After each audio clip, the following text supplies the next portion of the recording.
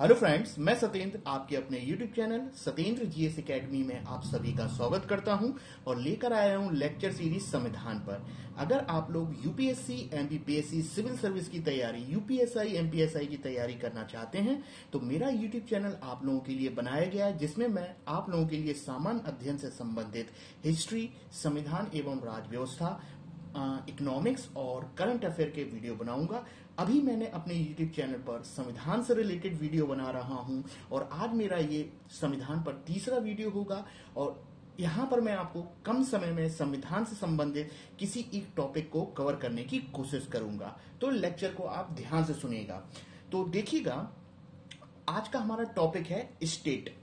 State को बोलते हैं राज्य, ठीक है। अब संविधान की बात कर रहे हैं तो संविधान में राज्य होता क्या है, या पॉलिटिकल साइंस इंटरनेशनल रिलेशन में राज्य किसे कहा जाता है, ठीक है, इंग्लिश में स्टेट।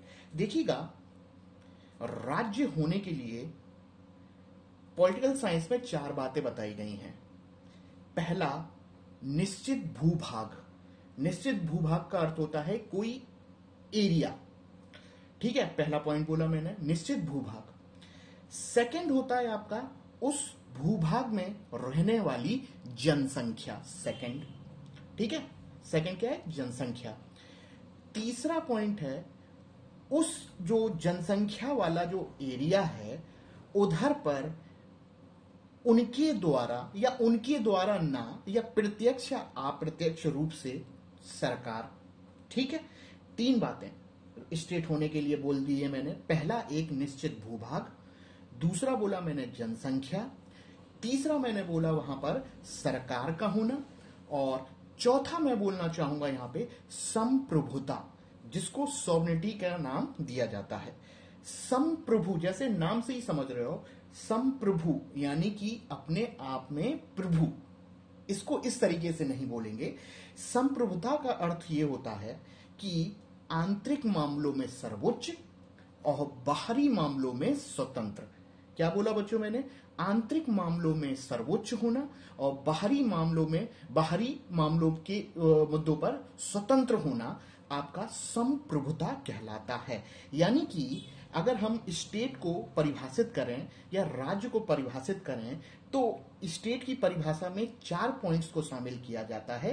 पहला है आपका निश्चित भूभाग, दूसरा है आपका जनसंख्या, तीसरा है आपका सरकार और चौथा है आपका संप्रभुता, सॉवरेनिटी, ठीक है। आपने संप्रभुता शब्द को अपने संविधान की प्रस्तावना में भी देखा होगा, ठीक है। मैंने आपको संप्रभुता का अर्थ बता दिया है। देखिएगा, अब संप्रभुता की बात आई है तो ध्यान से समझिएगा। मैं आपके सामने एक देश का नाम लूंगा, सीरिया। सुना होगा आपने नाम। सीरिया में देखिएगा, रूस भी हस्तक्षेप करता है और अमेरिका का भी हस्तक्षेप है। यानी कि उसके आंतरिक मामलों में पूरी तरीके से सीरिया सर्वोच्च नहीं है या वो बाहरी मामलों में पूरी तरीके से स्वतंत्र नहीं है। यानी कि वो देश तो है, एक स्टेट तो है, लेकिन वो संप्रभुता के मामले में पूरी तरीके से फुलफिल नहीं होता। ये मैंने आपको एक एग्जाम्पल दिया, ठीक है। ये इतनी बात हो गई आपकी, ठीक है। ये आपका स्टेट होता है। अब आगे समझिएगा, जब भी आप संविधान पढ़ते हो, कॉन्स्टिट्यूशन, तो वो वहां पर अनुच्छेद 1 हो या 2 हो या कोई भी अनुच्छेद हो, तो वहां पर स्टेटमेंट इस तरीके से लिखा रहता है कि राज्य ऐसा करेगा, राज्य ऐसा नहीं करेगा। तो यहां पर राज्य का अर्थ आप ये मत लगाइएगा कि मध्य प्रदेश, छत्तीसगढ़, उत्तर प्रदेश, नहीं। यहां पर संविधान में राज्य शब्द का अर्थ होता है एक अथॉरिटी जिसके पास नियम बनाने की शक्ति होती है, उसको राज्य की संज्ञा दी जाती है। अब यहां पर कौन कौन सी चीजें राज्य के भीतर आएंगी, मैं आपको एग्जाम्पल, जैसे मैं बोलूं भारत के प्रधानमंत्री, लोकसभा, राज्यसभा, ये सारे के सारे क्या हैं आपके संसद में क्या होता है, आपके कानून बनते हैं। ये जितनी भी अथॉरिटी देख रहे हो जिनके पास नियम बनाने की शक्ति है, ये सब राज्य की संस्थाओं के भीतर शामिल की जाती हैं। ये स्टेट हैं आपके, ध्यान रखेंगे। तो आज से ध्यान रखिएगा, स्टेट तो स्टेट के लिए 4 कंडीशन तो बता दी, और उसके बाद जब मैंने संविधान की बात बताई आपको कि संविधान में राज्य शब्द का अर्थ होता है कोई एक अथॉरिटी जिसके पास नियम बनाने की शक्ति होती है। बीसीसीआई भी हो सकता है आपका, ठीक है, ध्यान रखेंगे। एग्जाम्पल के मैंने आपको बताया, ठीक है। जब हम लोग संविधान प्रॉपर पढ़ेंगे, जब मैं आपको बोर्ड के माध्यम से एक नोट्स के माध्यम से बताऊंगा, तो वहां पे पूरे का पूरा हम लोग नोट्स कवर करते चलेंगे, ठीक है। इतनी बात हो गई। अब आगे ध्यान से सुनिएगा, यहां पर मैंने तीसरा पॉइंट बोला था सरकार। अब ध्यान से सुनिएगा, यहां पर मैं सरकार से संबंधित कुछ मुद्दों को आपके सामने रखता हूं, ठीक है। सरकार के 2 पार्ट्स मैं आपको यहां पर डिस्कस करता हूं। पहला है सरकार का रूप यानी कि स्ट्रक्चर, और दूसरा सरकार के अंग। ध्यान से सुनिएगा, दूसरा मैंने बोला, पहला बोला मैंने सरकार का रूप और दूसरा बोला मैंने अंग। देखिएगा, अब पहला वाला मैं बोलता हूं रूप। यहां पर भारत की देखो तो लोकतंत्र है, विश्व की अधिकांश जगह पे आप देखोगे तो लोकतंत्र देखने को मिलता है। तो यहां पर सरकार का रूप अगर देखो तो धर्मतंत्र भी हो सकता है। धर्मतंत्र का अर्थ समझ रहे हो क्या? यानी कि वहां का सिस्टम धर्म को सर्वोपरि मानता है और धर्म के अकॉर्डिंग वो स्टेट कार्य करता है, ठीक है। जैसे ध्यान रखिएगा, ISIS समझ सकते हैं आप लोग, ठीक है। अब आगे इतना आपको मैंने बात रखी, ठीक है। किसी एक विशेष धर्म की बात करें, ठीक है। ये एक हो गई। राजतंत्र होता है। राजतंत्र जैसे नेपाल और भूटान में होते थे, अब धीरे धीरे कम होते जा रहे, गायब होते जा रहे हैं।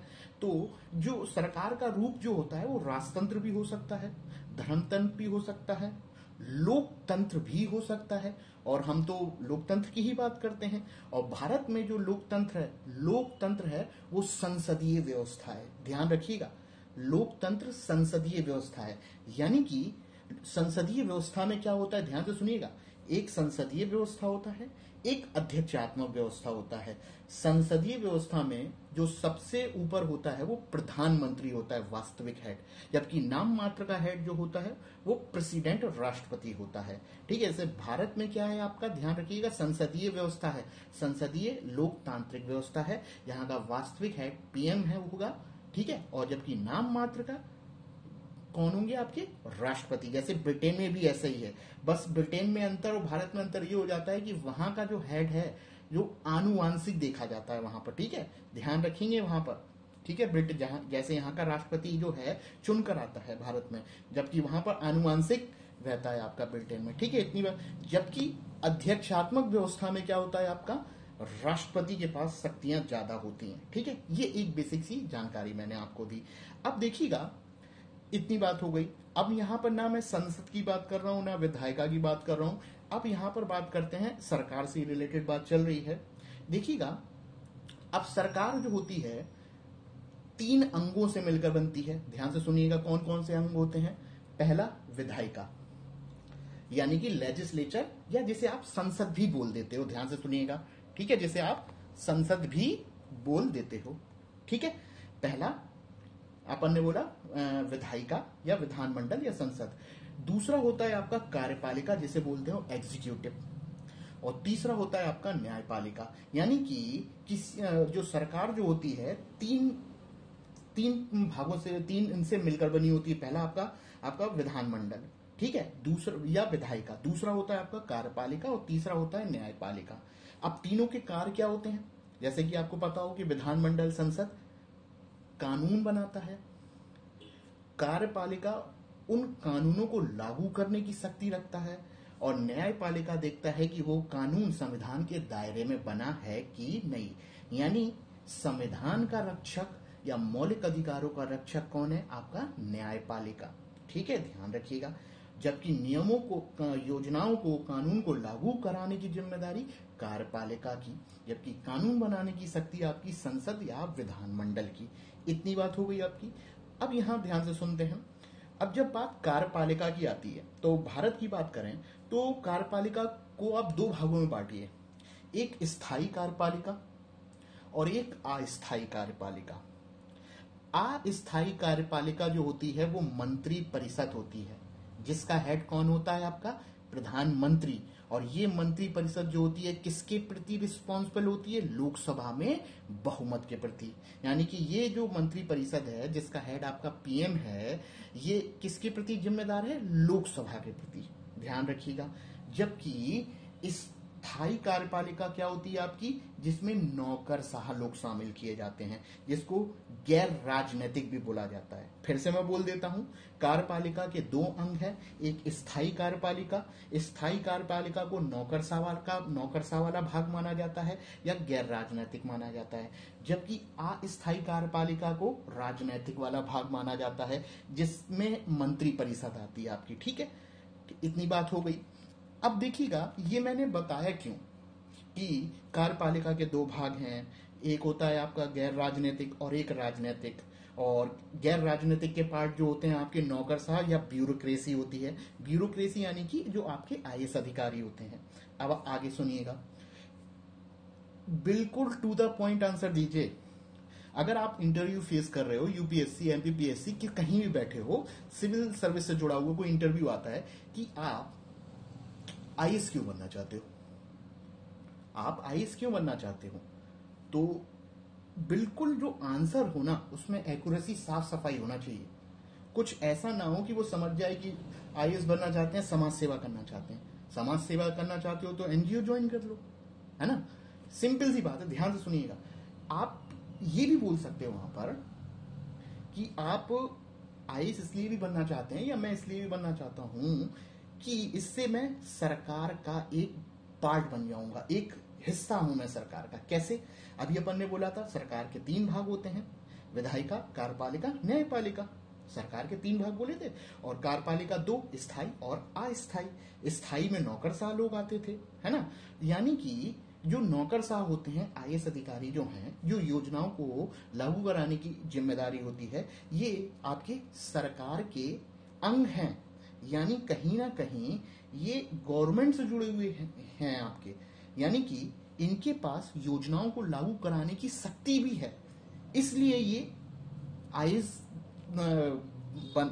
बनना चाहेंगे। बता सकते हैं कि हम लोग, मैं इसलिए बनना चाहता हूं कि इससे मैं कार्यपालिका, स्थायी कार्यपालिका का एक हिस्सा बन जाऊंगा। और स्थायी कार्यपालिका सरकार का एक अंग है, और सरकार एक शक्ति है, एक अथॉरिटी के रूप में काम करती है, जो किसी को, अपने नौकरशाहों को, आईएएस अधिकारियों को योजनाओं को लागू करने की शक्ति है। ठीक है, ये एक पॉइंट बोला है मैंने। और भी बहुत सारी चीजें जो हैं यहाँ पर ऐड की जा सकती हैं, वो हम लोग इंटरव्यू सेशन में जरूर डिस्कस करेंगे। तो ये हमारा लेक्चर था पॉलिटी से रिलेटेड, संविधान से रिलेटेड। जल्दी हम नेक्स्ट लेक्चर में मिलेंगे। अगर आपको पसंद आ जाए वीडियो तो लाइक, शेयर और सब्सक्राइब करना ना भूलें, और दूर दूर तक शेयर करें। जल्दी हम लोग संविधान एपिसोड कंटिन्यू करेंगे, और प्रॉपर नोट्स जो हैं आपको देखने को मिलेंगे। मैं नोट्स भी बनाऊंगा और आपको बिल्कुल सामने बिल्कुल बनाते हम लोग चलेंगे। यहाँ पर अभी शुरुआत है, तो लेक्चर को जरूर बताइएगा। ठीक है, और सत्येंद्र जीएस एकेडमी को सब्सक्राइब करें। ठीक है, थैंक यू, ओके, बाय।